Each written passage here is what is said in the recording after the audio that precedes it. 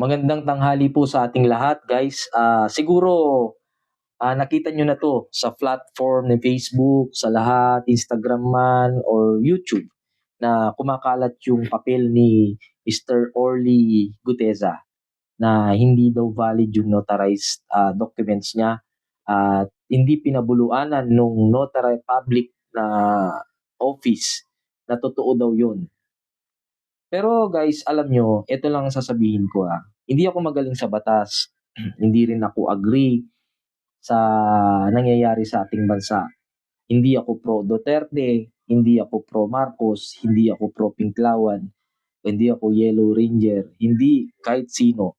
Ako guys is nakikinood lang, nakikisawsaw lang dito. Pero ito is sa aking pananaw, sa aking pananaw regarding dun sa notarized na kumakalat ngayon di umano na hindi totoo at hindi daw din nakatakas si Senador Marcoleta na scripted daw yung pinabasa kay Mr. Orly Gutesa. Sa totoo lang guys, ako natutuwa ako dahil may mga ganitong tao na lumalabas para isiwalat kung ano talaga yung totoo. Kung totoo. Okay, hindi ko sinabing totoo na yon. Sana kung totoo, totoo na to. Kasi ayoko naman guys na hindi na matapos tong anomalya sa ating bansa.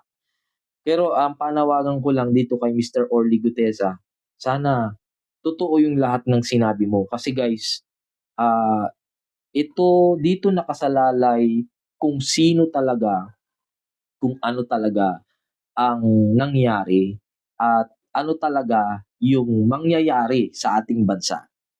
And sa lahat ng nabanggit na pangalan na Mr.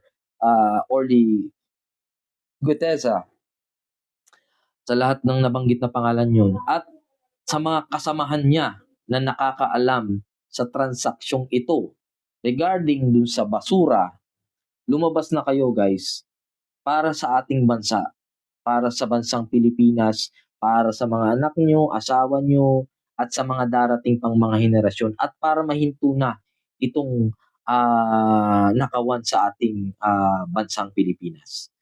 Yun lang ang panawagan ko po sa inyo. So, balik tayo dun sa notaryado. Tandaan nyo guys, Mr. Gutesa is take ng under oath. Natandaan nyo ba yun? Nagtaas siya ng kamay and agree siya doon. Yung under oath na yun guys is mas matindi pa sa notaryo. On public. Recorded yun guys. Recorded yun. Alam ko, kahit na hindi notaryado ang isang state o isang kontrata at pinirmahan mo yun, ibig sabihin yun, you stated that all you certified that all matter or nakasulat doon is under sa yung consent at pinapatotohanan mo yun. Hindi ibig sabihin na notaryo mo, mas mataas siya doon. Hindi yun guys. Ang notaryo is for public purposes na kailangan mong parang ano yun parang formality para public documents. Okay? Sana maintindihan niyo yung sinasabi ko guys. Kasi alam niyo guys, kaninang umaga, napakinggan ko si Ted Filon Ito si Ted Filon din talagang diretso magsalita. Kausap niya dito si Senador Kiko Pangilinan. Ang sabi kasi ni Senator Kiko, ang pagkaalam ko, kung mapapatunayan nating peke daw ang notaryo, mawawalan ito ng bisa at bababa ang kredibilidad ng testigo. Tama naman si Senador. Tama naman yun. Pero hindi ibig sabihin na hindi notaryado yun, bababa siguro yung yung tingin ng mga tao. Kasi totoo yun stated niya yun at pirmado niya. And pag sinabi mo kasing peke, paano siya nakakasagot ng ganun kung peke, di ba? Kung pineke niya yun, guys, mananagot siya sa batas. At palagay ko, hindi siya maglalakas ng loob doon para i-state yung sarili niya, iharap ang sarili niya para ipeke lang yung mga kinukwento niya. Ako palagay ko, kasi guys, Senator Marcoleta, hindi naman sa ano, is hindi naman siguro gagawa yan ng kwento or something na scripted na ikakasira ng ating bansa. Guys, pinag-uusapan natin dito, kinabukasan ng bansang Pilipinas. Palagay ko hindi ito gagawin ni Senator Marcoleta.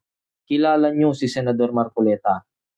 Ultimo, hinala nga na baka baguhin, baka may isutsot, baka may kunin, baka may sinabi.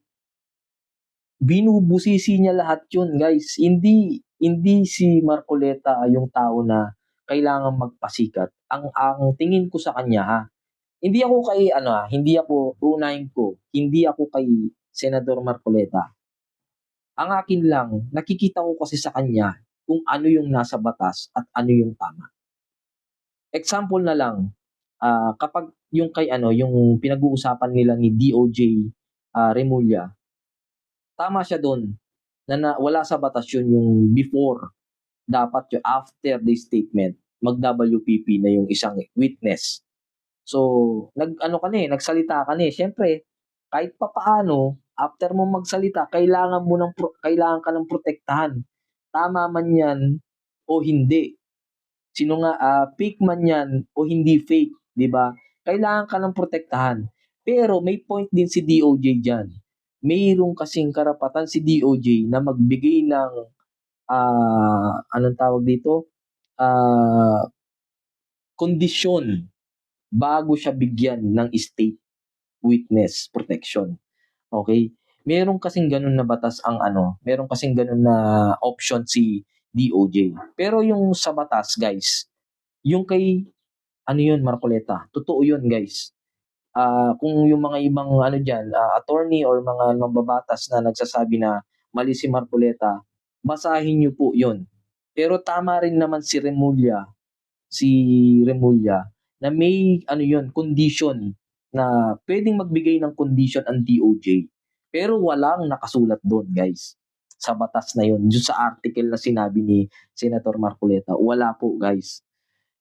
Tuloy natin kung anong sagot naman ni Ted Filon doon sa sagot ni Senador Kiko Pangilinan na mapapatunayan nating peke, kung mapapatunayan peke ang notaryo, mawawalan ng bisa ito, sabi niya.